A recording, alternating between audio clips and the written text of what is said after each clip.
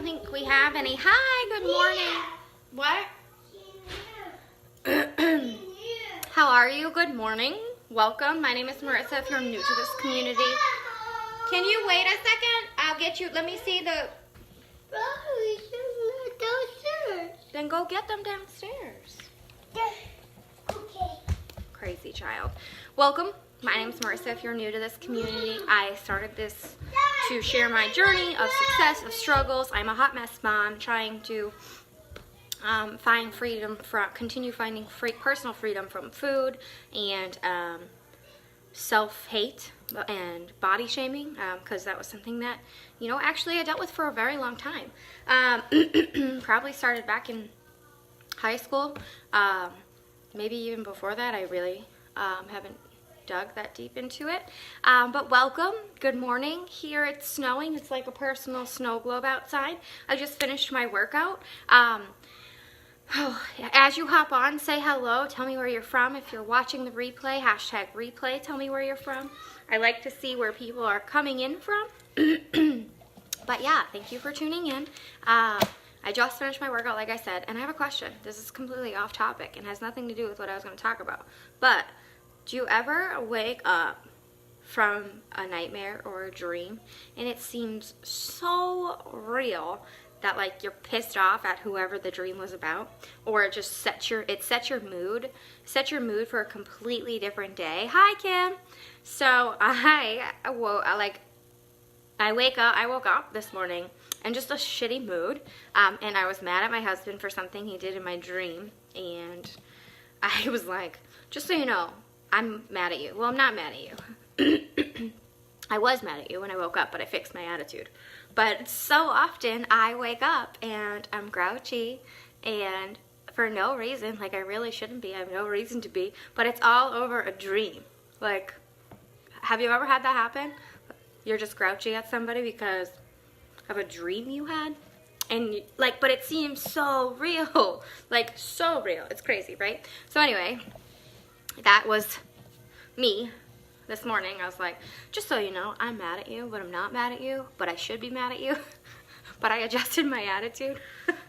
Whatever. Anyway, so I wanted to talk about something that I learned along this journey. I've learned along this journey, but I really never put the words to it, I suppose. Personal freedom. Personal freedom, like I said in my intro, like I am a hot mess mom who was trying to find the freedom from food, but still enjoy food. And there was like a disconnection there. There was a disconnection of being able to enjoy food and still lose weight. There was a guilt of eating certain foods. And then feeling guilty that it's going to my ass or my legs or whatever. So there was never, and then I would either not eat the next day or do like 7 workouts or think that I have to work out for 7 hours to get rid of a cupcake. Like, so there is always a disconnect between like the diet mentality and having freedom from food and enjoying it. There's so many different things. Like a lot of people like personal freedom or financial freedom. A lot of people think that they want the freedom from maybe debt, freedom from food, freedom from self-hate and self-body image, and self-shaming. But they don't. They think that they should have freedom from food should mean they could indulge in whatever they want. And that's really not the case. Freedom, like financially free, means you could be able to spend money whenever you want. No, that's really not the case. So people that have personal freedom, people that have freedom from food, people that have freedom from self-hate or body shaming, and people that are, say, financially free, they didn't give up their responsibility. They didn't give up their responsibility to choose. And today's what, January 4th? So I don't know where you are in your New Year's resolutions or your goals or whatever you call them.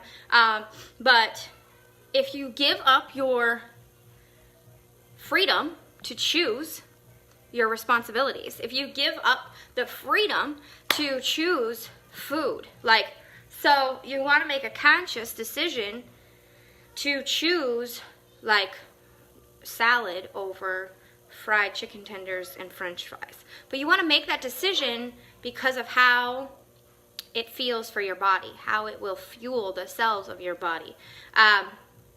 You don't want to sit there and look at the chicken fingers and french fries and like drool over them and mourn over them. You want to make that conscious decision, like, I am choosing this because it is better for my body and it is better for the cells of my body than chicken fingers and french fries, or whatever. Like, but you cannot give up the responsibility to choose that. You cannot give up the responsibility to make the choice, the conscious choice. When you give up the responsibility to make the conscious choice, that is when we are actually giving up our freedom, because we're becoming what is called, I guess, a slave. We're no longer free to our own choices. We're becoming a slave to subconscious decisions, subconscious thoughts, like the way we think about ourselves. Like if you let that thought come into your mind about how you look, how you feel, that you're worthless or whatever, if you let that thought come into your mind and then you don't make that conscious decision to like turn it upside down and to change it, like, you are worthy, you are amazing, you are enough. Like, if you don't make that conscious decision to flip it, then you're giving up that personal freedom for self-love. You're giving up that responsibility to make the conscious choice to love yourself, and to change the way that your brain is thinking about itself or your body or whatever. So freedom isn't giving up responsibility, isn't indulging in whatever you want. It is, because when you give up that freedom, when you give up that responsibility to consciously choose, you are falling into the negative Nellies. Because our body, we're so it's the norm for us to go to negativity. It is the norm for us to go into a negative mindset. It is the norm to beat ourselves up. And it is conscious choosing it is our responsibility to consciously choose to switch it around. It is our responsibility to consciously choose to change our mindset, to change how we think about each other, to consciously choose better food. Does that mean you have to give up fun food or pizza or cupcakes? No, it doesn't. But there's that 80-20 rule, right? So when you are on a diet, you're not consciously choosing, you are forced. You are feeling forced to choose no sugar. You are feeling forced to choose no dairy. You are feeling forced to choose no gluten so that you can lose the pounds. So there's the disconnect of personal freedom. There's the disconnect of self-love, and that is why it fails, because you are going to be miserable the whole time. You are going to be miserable even when you make it to your goal. So when you're connected and you're consciously making a decision to better your mind and your body, it is more freeing to choose something that is better for you. And then as you slowly become more conscious instead of unconscious choices, as you slowly become more conscious of how those foods make your body feel, and say you have like a day where you're like, all right, I'm gonna have chicken tenders and french fries. You're gonna have that chicken tender and french fries. You will notice how that makes your body feel, because you're becoming more conscious and more aware. Just by simply becoming aware of how certain things make your body feel makes a big difference in your conscious decisions. So personal freedom is not indulging. Being able to be free from food does not mean that we can eat whatever we want. That doesn't mean that, like, when I say that I'm free from the chains of like food, it does not mean that I can just eat whatever I want. No, it means that I consciously have chosen for the last 2.5 years better foods for my body, better foods that make me feel better without restricting.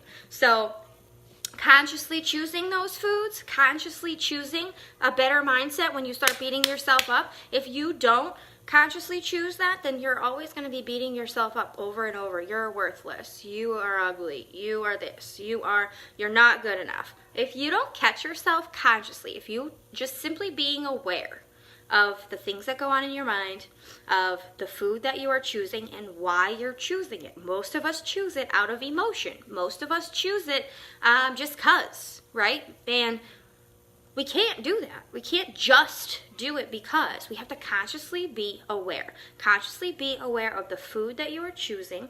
consciously be aware of the thoughts that are going on in your mind and consciously switch them to positive. So the negative Nellies in your head, the inner critic that you have, the things that you hear in your mind, switch it. You are worthy. You are enough. You are beautiful. You are, because when you start catching yourself and you change your mindset, that's when things change. That's when personal freedom really happens. That's when the freedom from self-sabotage and body shaming yourself and self-hate, that's when it slowly starts to transition. Same thing with food. When we start making conscious choices, when we're no longer a slave to unconscious decisions. Okay? Does that make sense? I hope that makes sense for everybody. So free yourselves from unconscious decisions and start choosing conscious decisions, and that's where personal freedom comes from. That's where self-love comes from. When you start choosing the right food, when you start making choices like, I'm going to eat this because it's better for me and it's better for my body, and the only reason I really want to eat that is because it's greasy and I feel like shit right now, and that will make me feel better. When you start becoming aware and making conscious effort and making conscious choices and making conscious thoughts, that's when self-love takes over. That's when you start to love yourself.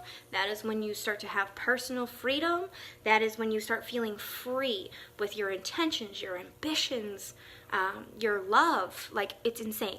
So I hope this was beneficial. If you have any questions, feel free to message me. I really feel that self-love and personal freedom is so much more than dieting. And that is another reason why I share my journey with you all. I hope you all have a fabulous day. And if it's cold where you are, stay warm.